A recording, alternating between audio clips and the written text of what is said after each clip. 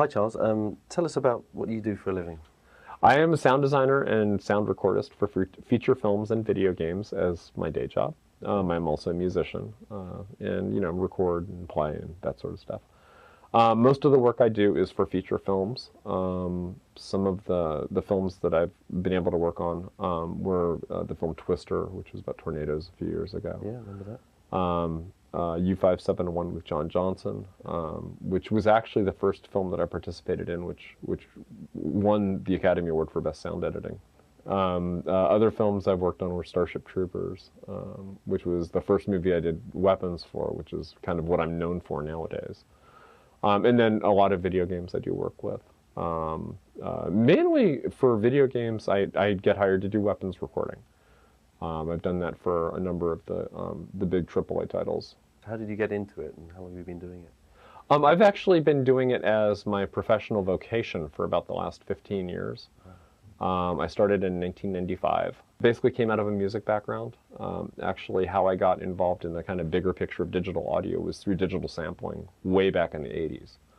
I became one of, I guess, the early adapters of the emulator to keyboard sampler. The thing that was actually really cool for those of us who were just nobodies was it actually allowed introductions to people who I otherwise wouldn't have gotten introduced to. So I was forever grateful for EMU to be able to provide that opportunity. Yeah.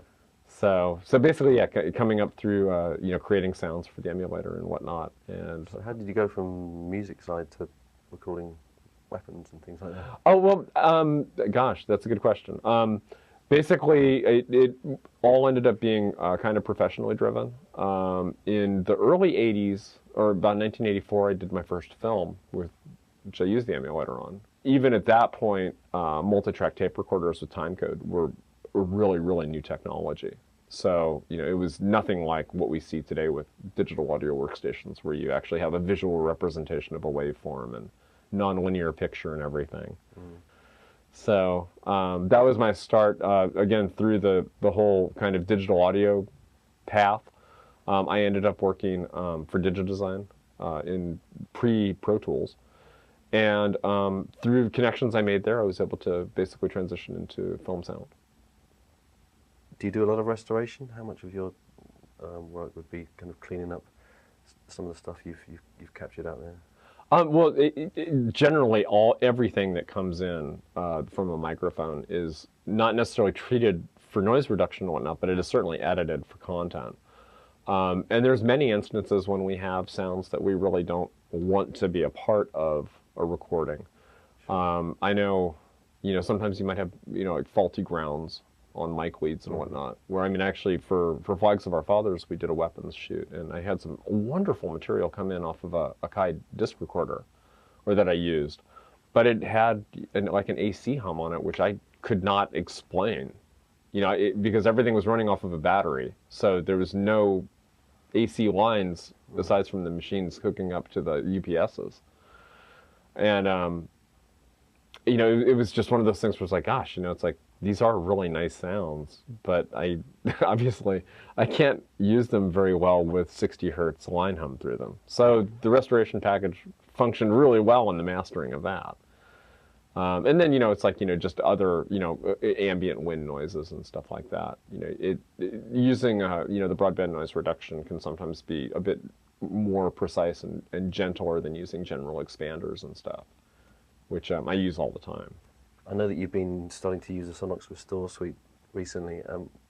What is it about them that you like? Do they have strengths where you choose them for a particular job as opposed to something else?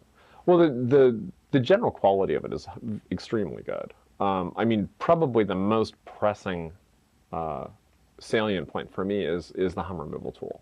The plug-in for hum removal just is incredibly immediate, and it just works. It just simply works very quickly with very little fuss. The declicker is the same story. Especially with, I've actually, in the midst of this last year, been trying to essentially get rid of all of my prior recorded DAT library. Not getting rid of it, but all of the DATs that have ended up in a big box of stuff to deal with. I've been trying to go through and load them into Pro Tools and many of them sometimes have digital dropouts and things, which manifest themselves as pops. And the declicker just simply does the job with the absolute minimum of fuss. It's like, I mean, generally it's just a matter of instantiating the plugin and hitting play and going, yeah, that's perfect. That'll work just great. Whereas other tools generally require considerably more fine tuning, and they don't necessarily end up with a better result. So, in the sense of the economy of time, I really honestly can't think that there's anything better than the way that the declicker and the dehum plugins work. And then the broadband noise sounds great too. I mean, broadband noise reduction is generally a little more delicate as far as what you can get away with, and It's about compromise, isn't it, really? it really is. And it's like, I mean, I have all sorts of tricks of pre-EQing, to make it work a little more in certain areas. But it always ends up with a really nice result. Do you find that having a real visual kind of feedback enables you to do a job quicker, that you can see everything that's going on, or does that not really make a big difference? I think it makes a huge difference. I mean, in fact, in my plugin chains, I will generally run some sort of, spectrum analyzer, just so I really don't have to spend quite so much time fidgeting with it.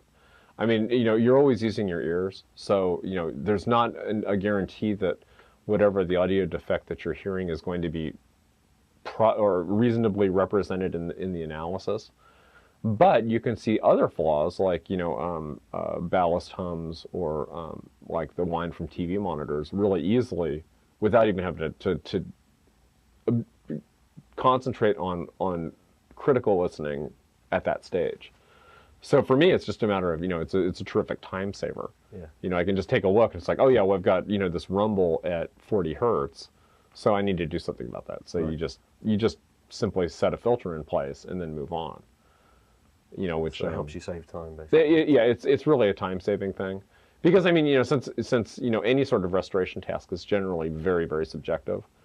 It's just a matter of like, okay, well, I know that this will just be functional. Yeah. Which the EQ I actually use quite a lot for like rumble removal and whatnot, because you have the settings of the depth of cut in the high-pass filter, which I find to be, again, it's not that I mean, it sounds great, without a question, but it's just that it's very fast and very immediate, and it's like, okay, well, I can move on to my next issue in fixing whatever it is that I'm hearing. So, I mean, the plugin quality across the line is magnificent. It's just a matter of like, okay, well, I need it to do this particular thing, and the thing that's a little perhaps different is that, in so much of the time you're basically trying to make something sound natural as opposed to enhancing it. And I find just, the audio quality doesn't get degraded much when I use pretty much almost, any of the limiting or compression or EQs. So you would say that they're fairly transparent, and that's what you're after, isn't it? I think so.